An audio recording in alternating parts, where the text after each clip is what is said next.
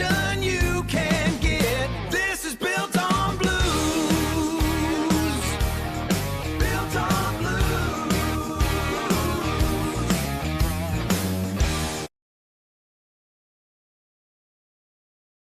Welcome back to Built on Blues, everybody. I'm your host, Graeme Bryks. Usually when we talk about high design, people assume it means pretty pictures that are impossible to build. But my guest today has a resume that proves otherwise. He's a Yale grad and a professor at Pratt, but he also spent years as an associate director of advanced technology at Enclose. The guys who figure out how to actually build the most complex glass skins on the planet. He's half of Studio Lyon's Szot, designing everything from custom Brooklyn townhomes to high-rise concepts. I've got Andrew Lyon in the studio. Andrew, welcome to the show. Graham, thanks so much for having me. You on. So I've dig into your background because it's fascinating mix. You studied history and theory at Brown, got your MArch at Yale, very academic pass, but then you spent time deep in the trenches at facade engineering at Enclose, working on massive complex systems. How did that time in the engineering trenches change how you design now at Studio Lyon Szot? Do you find yourself designing for the installer more than the average architecture does? You know, it's such a great question. It's something that we talk about a lot in the studio, as well as I talk about with my students as a professor at Pratt. On the architecture side, historically, there's been a pretty clear divide between those who imagine and design things and those who build them. And there's good reason for that divide, right? There's contractual reasons, there's process reasons, there's legal reasons. But personally, I've always been interested in the story of imagining something, engaging with someone about how to build it, and then actually seeing it constructed. So in my career, while I might have started on an academic side, I've always been interested and excited about how we make things. And whether it's making something at the scale of a chair or a piece of furniture or the scale of building, I think ultimately we're doing similar work, labor to do that. At Yale, I worked in the shop. I was a shop monitor and spent many hours in the wood shop building tables, building furniture, helping other students. And as I progressed in my career as an architect, I found myself suddenly going from being engaged in the fabrication of something to sitting behind a desk, drawing lines that represented how something could get built. And eventually, through a kind of somewhat irregular path, I found myself back to working for a contractor. After school, I worked for a really well-known New York-based architecture firm, KPF. Then I went to go work for some crazy artists in Los Angeles. And at my time at the artist studio, we built everything by hand. We built mock-ups by hand. We built artwork by hand. And I found myself really excited about engaging fabrication in that respect. So fast forward about 5 years after that, after working for a really well-known international practice called Grimshaw Architects, I was working on a science museum, and we had looked at this contractor to build the facade for this science museum. And Enclose reached out and said, hey, we're looking to open a specialty studio in New York, and we're looking for someone to help run the studio. I applied. I worked there for about 5 years, and what I found that experience to be was a wonderful mix of collaboration, engineering, delivery, and development. And on one side, we worked with world-class architects, whether it was David Adjaye, Bjarke Ingels, or Norman Foster, to help them work through fabrication assemblies for complicated buildings. Mm-hmm. And what was great is within the construction company, we had the guys on site who were helping us actually figure out how to assemble something. We had the engineers in the field office who were designing the reaction loads and the structural elements. And then you had architects like myself who were, really our job is to figure out how it all comes together. So it was a really exciting mode of practice. And I think for me, it gave me the tools to talk to people and engage people in different ways, whether it's on the design side, whether it's on the construction side, or whether it's on the engineering consultancy side. No, that's really impressive stuff. And especially when you talk about the collaboration side of things, you launched Studio Lyon Szot with your partner, John Szot. You guys talk about critical collaboration and avoiding a signature style. That sounds great, but in a market like New York or Houston, clients often hire you guys for a specific look.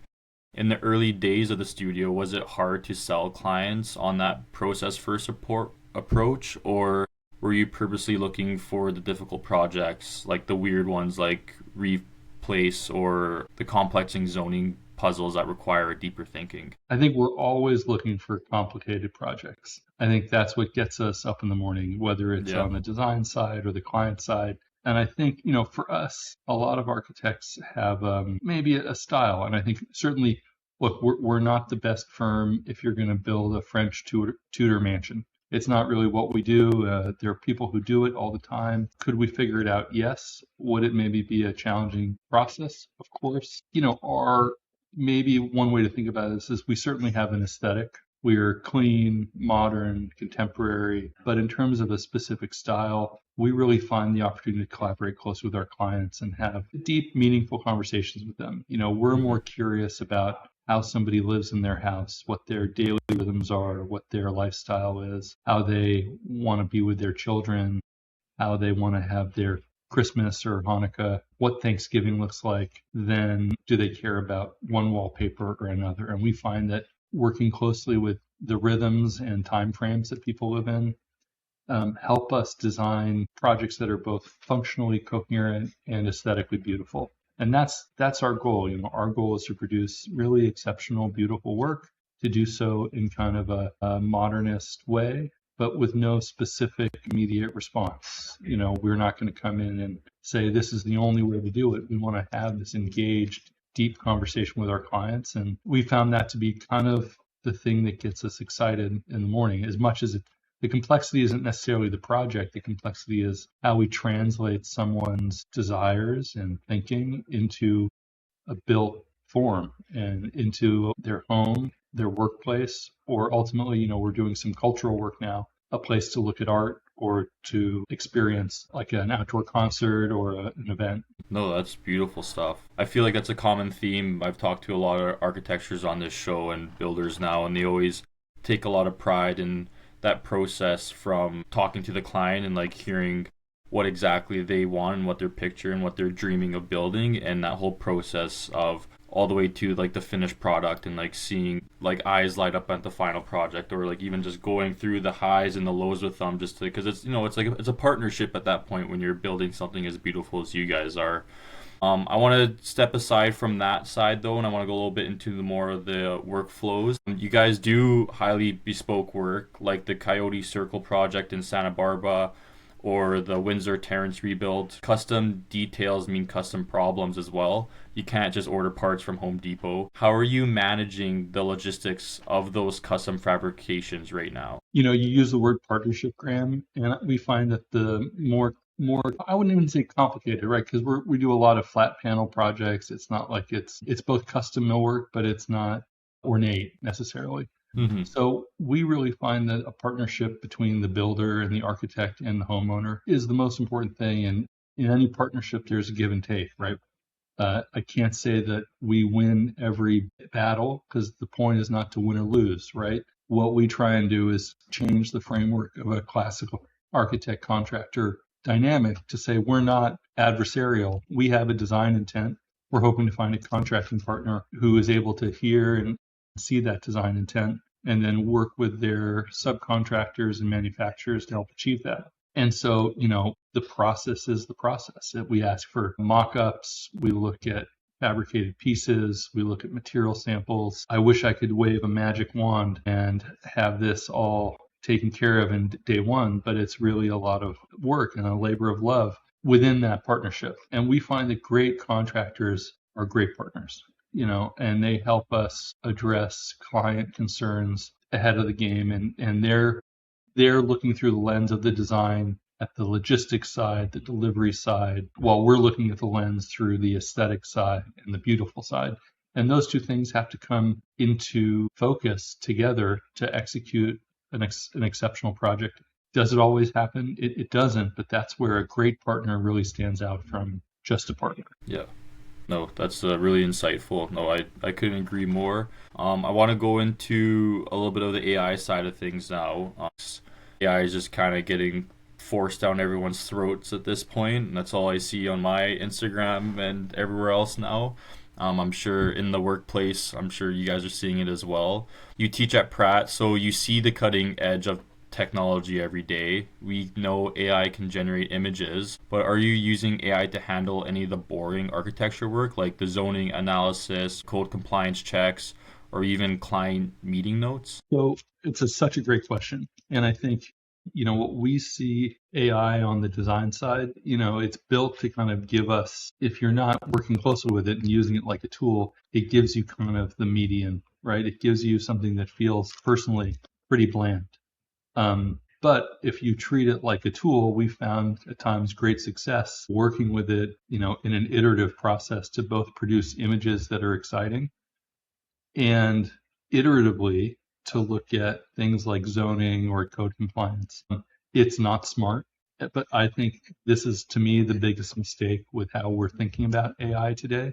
I don't think the goal is for it to be smart. I think the goal is for it to be fast and efficient. And if it can get me 80% of the way there, with a professional degree and professional license, it should be my job to get the extra 20%. And frankly, that's a huge time saving. So as codes are changing, as requirements are changing, we don't have a workflow where we treat it like Google when we type in a question. Our workflow is really bespoke. We'll take code sections, we'll take zoning parameters, and we'll start to mine, what we've done already and ask it to point out, potential failures, potential things we haven't thought about it. We use it as a tool, not something to produce work. And I think that's the important differentiator for us. We do use it for client meetings. We have a lot of clients who requested that we turn it off. People are concerned about its ability to listen and interpret. So we use it internally for a lot of internal meetings, and we use it to summarize items. One of the things I found it really valuable for is, we've taken 5 years of proposals, and we'll have it look at all of our proposals, and we'll ask it to evaluate our proposals and ask us if we're missing something or if the scope is unclear. And so where we see AI heading in our industry is, sure, it can do creative things, and that's going to change and that's going to develop. But I think it's going to do a lot of the editorial and sort of reactive work that for small businesses like ours, when the two partners are busy and you need an extra set of eyes on something, it's going to be a great editor. It's going to be a great first pass. It's going to be a great contributor who might say, hey, did you think about these 3 other things that you did in all these other proposals, but you didn't do in this one? Yeah. And just having that kind of error checking and QA/QC in an automated function is actually pretty valuable. It's caught discrepancies in fee proposals. It's caught discrepancies in hourly rates. It's really been valuable for our operations tool in that way. Again, I wish it could do things like manage my calendar and maybe manage my email inbox, but we're not quite there yet. I still like having a voice when I respond to an email. I still like, knowing what's going on. That personal touch, yeah. And like exactly. You said, not just getting like a brief summary when there's probably some important details in there that like you need to know about. That's exactly right. Yeah, but I do think it is important to be using it now. I totally agree with what you said about how from the creative side of things, if you're giving it certain parameters and guidelines and pretty much like being really specific in your prompt, it can get you 80% of the way there. And then the other 20% is where you come in with your creative side and like finishing up the small details to create whatever it is you want to create. But it does help with some of the heavy lifting, I would say that, as well as fine-tuning and getting like a second look on things when it comes to how you said it looked over like 5 years of proposals, and like that would probably take someone weeks to kind of go over and really time consuming. It would probably do it in a couple minutes and be like, hey, like this is like the common theme, like this is what you guys are missing, or this is what you can improve on. So I think a lot of businesses are seeing those improvements in those aspects of AI, and I really think it's just only going to get better from here. So I think it's huge value proposition there for sure. I want to go into the kind of dual city strategy you guys got going on right now. So you operate out of Brooklyn and you have ties with Texas, right? My business partner's from Texas, but he's actually living in Portland. I'm licensed in Texas. He's licensed in Portland. We're both licensed in New York. He is licensed in California. And so we're able to operate really, throughout the United States. If necessary, we'll set up business entities in other locations for projects. But, we're pretty comfortable after COVID, if everyone remembers COVID. We were pretty comfortable working remotely and then working, in faraway locations. Okay. So when we find it to be a differentiator. We're a small office. We have local roots, but we have good relationships with consultants and contractors in a lot of different locations. Yeah. So when it comes to those different locations, I would say each location would probably have like different styles, either comes to union versus non-union, vertical versus horizontal. Looking into 2026, do you see the studio learning more into the themes of urban infill in New York City, or is it open spaces of markets like Texas were more appealing for that kind of experimental work that you guys want to do? What a great question. I don't know if I'm going to have a great answer. I hope I will. We find that, this is a pretty unusual time for the construction industry writ large. Not only is AI causing a lot of disturbance, tariffs, some really boring things. Tariffs are causing a lot of disturbance. The price of goods are causing a lot of disturbance. There are benefits like going back to the movement back to the office is changing things a lot. We're really seeing all of that come to fruition. Our goal maybe for 2026 is we'd love to be involved in more ground up construction, whether it's ground up houses or ground up buildings. So, there's less of that in dense urban environments like New York. But the counterpoint is we're passionate about sustainability. And I think, long-term sustainability is really about density. It's about urban living. It's about reuse. And we think that the goal is really reusing as much of existing structures and work as possible. Yeah.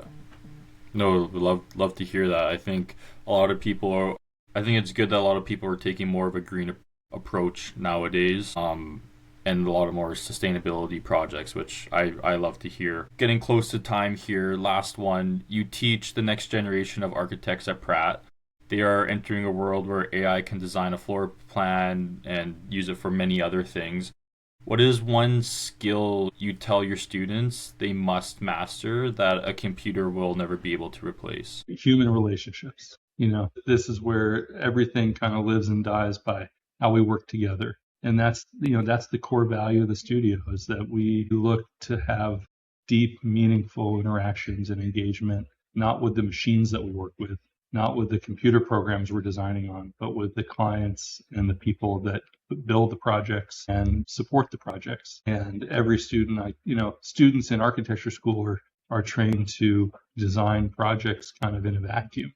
But the reality is no project exists in a vacuum. To have the impetus of a project, we work closely with clients. This is one of the things that I look back on my education at Yale at. Yale had a project called the Building Project, and it was the design of a house for a low-income housing developer. And it was a remarkable thing to do as a student, because if you listened, and if you really listened, you heard about all the challenges that this potential client had, whether it was repeatability, or whether it was single family versus multifamily, whether it was waking kids up in the morning and orientation and sunlight. The reality is the things that matter to us as architects are often the things that matter to the humans that we engage with. At the end of the day, architecture, maybe doesn't exist without humanity to experience it. Now, that might sound like a bit of an old-fashioned statement, and I might catch some flack for it, but I'm a believer that ultimately people create architecture, and that we, in the creation of it, are also the ones who experience the most joy from it. Yeah. I agree. I think that in order for kind of us to appreciate it, it's like us who have to build it too. So, no, I see where you're going there with that. I don't think you'll get any backlash on that for sure. Drew, I love the way you bridge the gap between the academic and the actual build. For anyone who wants to see the portfolio or discuss a project, where's the best place to find you guys? Great question. You can find us on Instagram. You can probably throw our Instagram handle up there. But it's Lyons.dpc or our website, www.studiolions.com. You can always email me at hello@studiolyon.com. If you have a project, we'll talk to anybody about any project. We're excited about, all things. And, the goal is really, are we the right fit to work together? And, on a final note, we've been so busy. We've done about 150 projects in the last 5 years in the office. I think we have 7 projects shown on our website. We've got a portfolio, kind of hidden portfolio of about 30 projects. We've been too busy to photograph and document everything. So, my 2026 endeavor is, how do I get the work that we already have out there to the world? And I'd be happy to share it with anybody who asks for it. So looking forward to that. Yeah, we'll link all those up in the details in the descriptions for sure, just so that everyone can be able to reach out to you guys. I just want to say thank you so much, Andrew, for coming on and for your insight in the architecture industry. It was beautiful stuff, and I know the listeners are definitely going to enjoy. And to everyone else listening out there, just want to say thank you again for taking the time to come on this episode with us, and keep building, stay safe, and we'll see you on the next one. Bye now. Thanks so much, Graeme. Have a great day. Thank you.